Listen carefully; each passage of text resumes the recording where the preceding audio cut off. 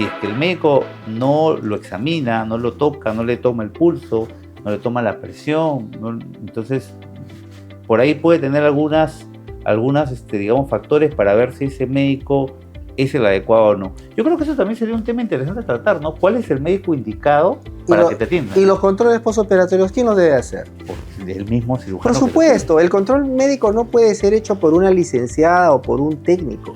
Tiene que ser hecho por el médico. ¿Por qué? Porque si hubiera alguna complicación y uno la identifica tempranamente, ya no se convierte en una complicación. Es una eventualidad que fácilmente, generalmente se soluciona. Pero si es que lo ve una persona que no es médico, entonces ¿qué va a suceder? Ese problema se puede agravar. Entonces es importante la evaluación del médico en la consulta, que la cirugía sea hecha de la mejor manera y los seguimientos por su médico, seriados, cada día, primer día, tercer día, dependiendo de la cirugía, pero son importantes que el médico lo sabe. Pero varios detalles ahí es importante lo que te Pero tú sabes de que eso el paciente muchas veces no lo exige porque no lo hacen. Porque no hay la cultura de, o sea, uno en la consulta le explica al paciente qué le va a hacer. Por ejemplo, tú cuando vas a hacer una cirugía de rostro, tú le explicas al paciente, vamos a hacer una incisión o alguna por esta zona, por acá. Entonces el paciente ya sabe. Pero a veces el paciente, por estas, digamos, propagandas rápidas que ve en un reel, pues se va rápidamente donde el médico. A veces el médico ni siquiera le dice y le hace firmar varios papeles. Ojo, lean lo que dicen los papeles. Esos papeles se llaman consentimiento. Entonces, consentimiento informado significa que a ustedes le han explicado. Si ustedes no le han explicado dónde van a hacer la incisión, dónde van a colocar tal o cual implante o cual cosa, o qué cirugías hacer, o qué se va a extirpar en mi caso. Por ejemplo, vamos a tener un paciente con cáncer de estómago, tenemos que extirpar parte del estómago. El paciente va a tener unos síntomas postoperatorios. Si no leen eso es como un contrato.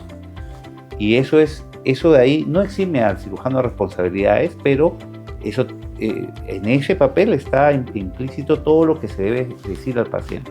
Entonces es importante eso. Y lo otro que es mencionado es muy, muy importante. El cirujano experimentado, el cirujano que le gusta su área, está detrás del paciente. Yo cuando tengo un paciente, y estoy seguro que tú también, al alta le decimos cualquier tema, no deben llamarme, claro, no deben llamarme. Lo que yo he visto que algunos de estos cirujanos que tú dices, que mencionas, dicen, mire, yo le hago esta cirugía y cobra muy cómodo, no cobra muy barato. El término es barato, no cobra muy barato. Y le cubren todo, ¿no? O sea, le me dice que cualquier consulta que usted tenga me llama y todo. Y al final el teléfono apagado desde que sale de la clínica. Tengo una paciente, te voy a contar dos casos. Una paciente que ha venido la semana pasada. La operó un doctor, no vamos a mencionar el nombre y voy a tratar de no entrar mucho en detalles para que la paciente no sepa qué es ella. Porque veo mucha cirugía complicada de colegas en el consultorio a raíz de lo de las redes, ¿no? Pero viene una paciente que le habían hecho una cirugía, había tenido una lesión de esta zona de la nariz porque le habían hecho una rinoplastia abierta, desde mi punto de vista posiblemente no necesaria, pero lo que me llamó la atención es de que la paciente recién regresó con el médico al 10º día. O sea, la operó y regresó al 10º día, ¿no? Y me dice la paciente, y le dije, ¿y no te sacaron tapones? No me pusieron tapones porque me han puesto lo último. Es unos aparatos que tienen un hueco en el centro para que entre aire. Esos aparatos los conozco hace 25 años. Son buenos, pero un tapón nasal es mejor. Pero claro, ahora como lo venden en redes, el paciente piensa todo lo contrario. Bueno, pusieron eso y la vio al 10º día. Entonces la chica va con ese problema y me dice, el doctor me gritó, me dice, y se enojó conmigo porque me dijo que era mi culpa. O sea, culpa del paciente, ¿no? Y yo, pero te habrá indicado, no me indicaron nada. Solo me dijo que regresara en 10 días. 10 días luego de una cirugía, Quique. 10 días. Y no solamente eso, sino que después el tema era de cómo va a evolucionar ese paciente. Lo llamaba por teléfono al médico y ya no le contestaba. No, claro. O sea, ese es el tema. O sea, el tema es de que todo es maravilla mientras todo vaya bien. Claro. Pero a la primera... Algo estábamos conversando antes de empezar el podcast, y es a veces yo sé que la gente busca una solución rápida al problema que tiene, ¿no? pero a veces probablemente lo más rápido no es lo mejor. A veces por el apuro, algunos médicos juegan con ese apuro para, pues, digamos, un paciente tiene una urgencia, ¿no? Dice, no sé qué, quiero hacerme esa cirugía bariátrica porque quiero irme de viaje a algún lugar y quiero estar regio en 2 meses, ¿no? Entonces, existe lo que se llama falsa expectativa del paciente, ¿no? Y el médico tiene que ser muy honesto y decirle, mire, ¿sabe qué? Usted tiene una expectativa falsa acerca de esta cirugía, ¿no? Pero a ti te debe pasar en algunos casos de cirugía estética, ¿no? Por ejemplo, yo recuerdo muchas veces. Por ejemplo, el caso de obesidad, cuando viene un paciente con obesidad y quiere hacer una liposucción. ¿Te pasa eso frecuentemente? Sí, lo necesitas, ¿no? O sea, una liposucción va a quedar mal, pero tú a veces en la clínica ves que están operando pacientes obesas y le están haciendo liposucción sometiendo a un riesgo innecesario al paciente. Yo ya no hago liposucciones, ¿no? Pero siempre los criterios cuando yo hacía lipo eran pacientes de determinado peso o determinada índice de masa corporal que podían someterse a cirugía y otras que definitivamente no. Ahora, el criterio es quien puede pagar se puede operar. O sea, y eso está mal. Exacto. No, Entonces, eso está mal, ¿no? Ahí, por ejemplo, mucha gente piensa que la obesidad, o sea, esto es tener un exceso de peso más allá del límite permitido. Vamos a poner un ejemplo, una persona que mide 1,60 m, ¿no? Y pesa 60, 65 kilos, está dentro de su peso ideal, está dentro de su rango adecuado. Esa persona, por ejemplo, que pesa 65 kilos, 1,60 m, no está conforme con la forma que tiene su cuerpo. Una lipoescultura es excelente, le cae muy bien. Inclusive tiene unos kilitos de más. Pero ojo, la lipoescultura no es para bajar de peso, es para tallar el cuerpo, para moldear el cuerpo, darle forma al cuerpo. Pero digamos que ese mismo paciente que mide 1,60 m pesa 100 kilogramos. Y a veces ese paciente está un poco desorientado y ve y dice, yo hago liposucciones, todo, si estás un poco obeso, si estás con sobrepeso. Entonces ya se desorienta el paciente. Esos pacientes no son pacientes donde está indicada la liposucción. En esos pacientes lo que está indicado es una cirugía de obesidad, ¿no? Y ojo, previa evaluación, es una evaluación larga, amplia, ¿no? No es una evaluación de 5 minutos, no es una evaluación por videoconferencia. Por eso, nuevamente el mensaje.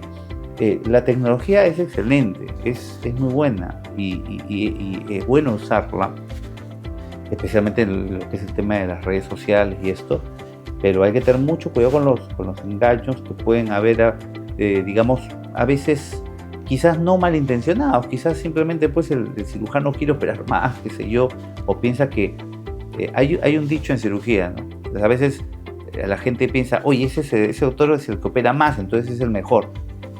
En cirugía tenemos un dicho que dice así, ¿no? El mejor cirujano no es el que más opera, sino el que sabe cuándo no debe operar.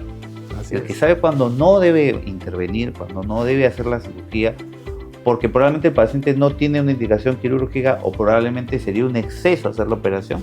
Pues ese cirujano es un cirujano que sabe. No el que mete todo el paciente a hacer operaciones, ¿no?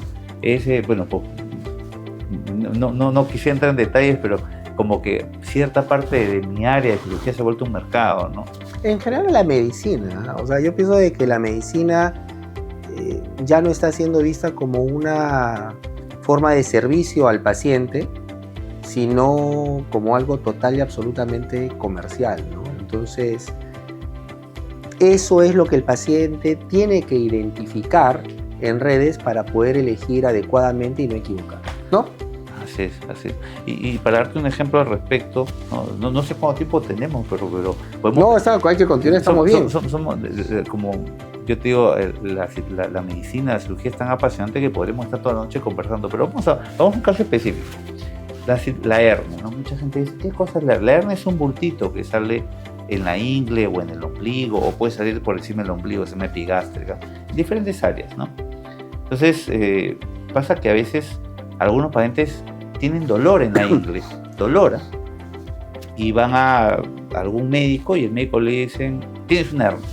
E inclusive a veces le hacen una ecografía y lamentablemente a veces hay algunos amarres y el ecografista le hace y le dice, uy, sí, tienes una hernia, ¿no? Y no tiene hernia, ¿no? Sino que el paciente va por un dolor. La hernia no duele, por si acaso. La hernia es un bulto, como un melocotón o un limón que sale en la ingle o en el ombligo, por ejemplo, ¿no?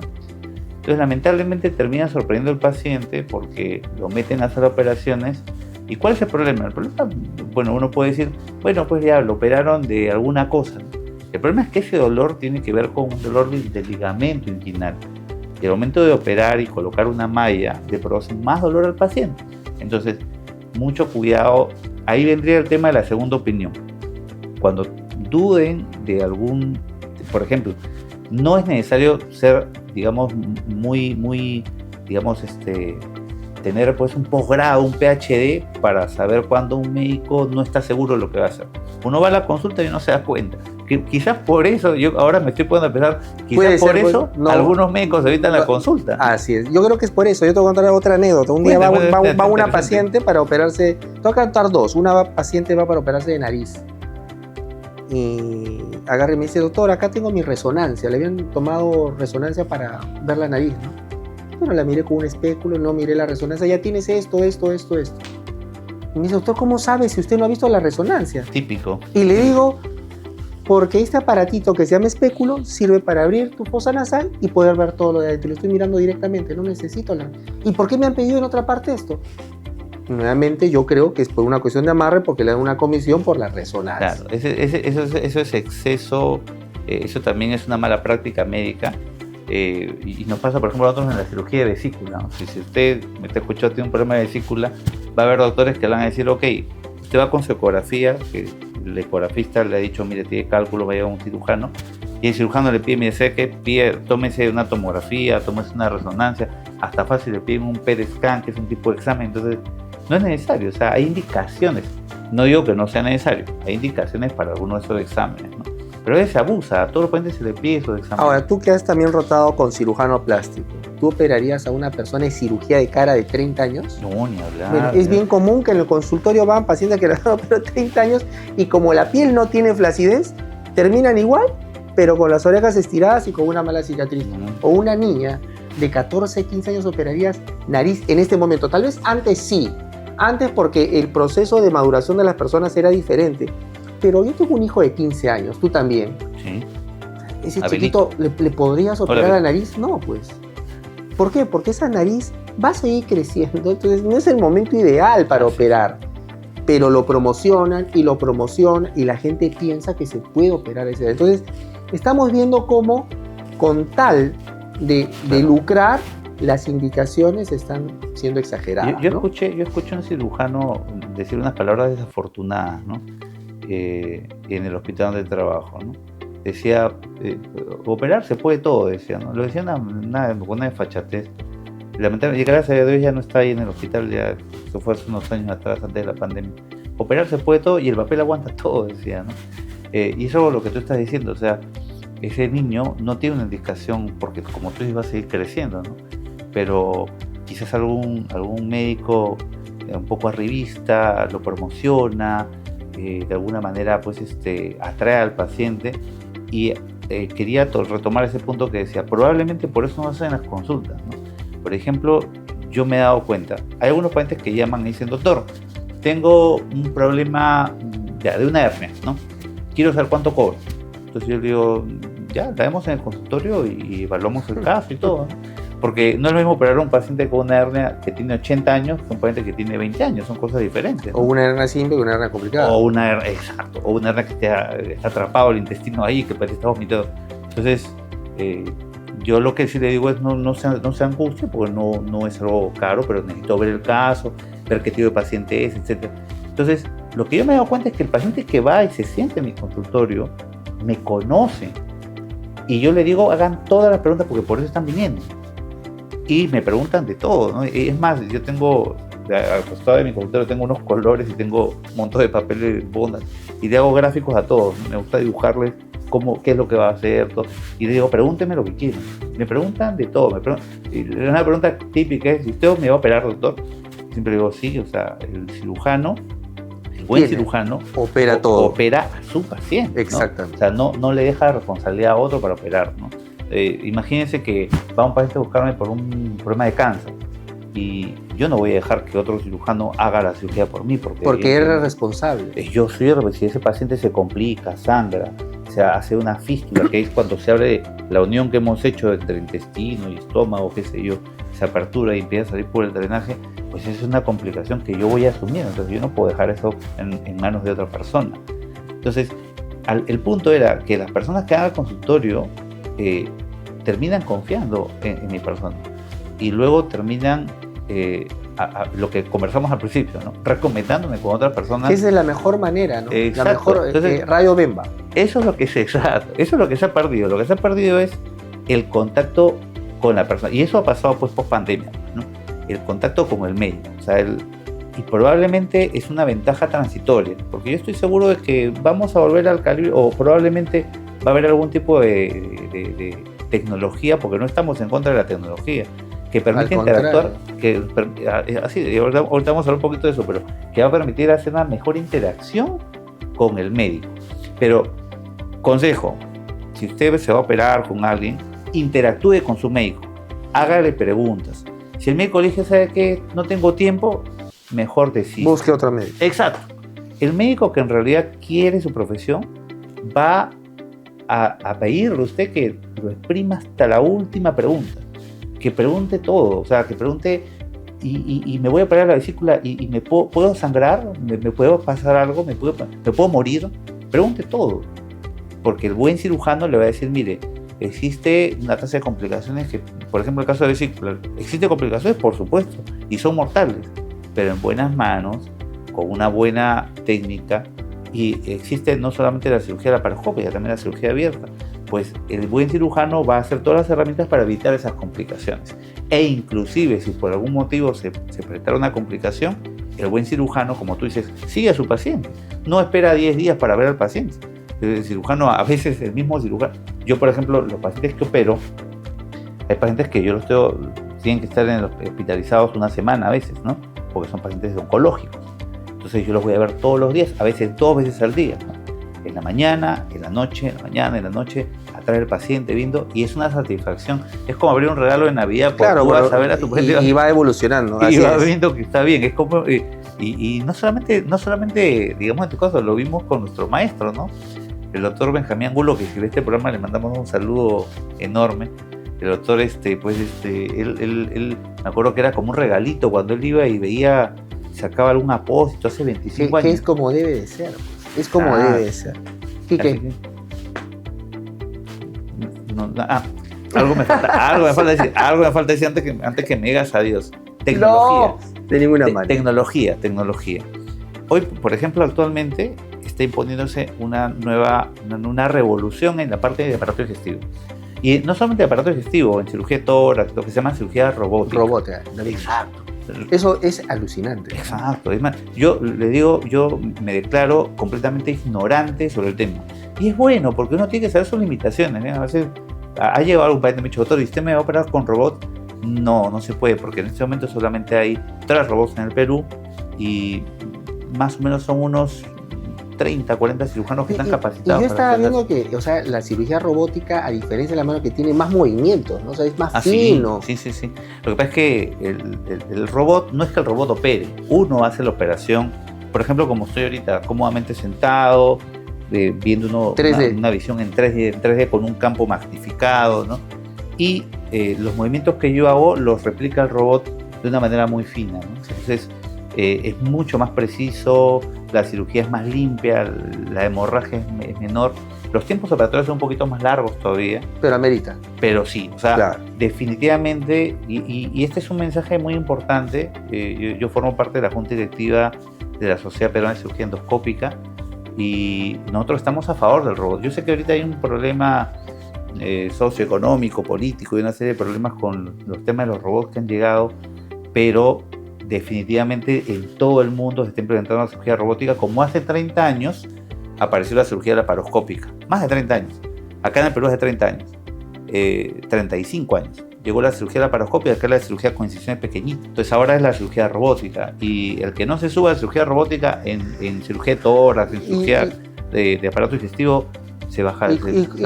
Como conclusión, todos estamos a favor de la tecnología y de la innovación. El tema es de que no se debe, pienso, exagerar con determinadas cosas que el paciente cree de que haciendo eso algo va a ser mejor. No, no es así. La mejor manera de estar seguro de que va a tener una buena cirugía es eligiendo bien a su cirujano. Quique, gracias. Yo te agradezco a ti por la invitación. Ha sido una excelente charla, como solía hacer hace 25 años, que creo que venía el doctor, el jefe, y nos decía, oye, ya dejen de estar conversando y vengan a operar y a trabajar, porque conversábamos de medicina de manera muy apasionada. Bueno, Quique, ha sido un placer conversar contigo, como siempre. Desde hace 25 años de este tipo de conversación. Nos despedimos de ustedes y ya saben, si tienen algún comentario lo pueden escribir acá.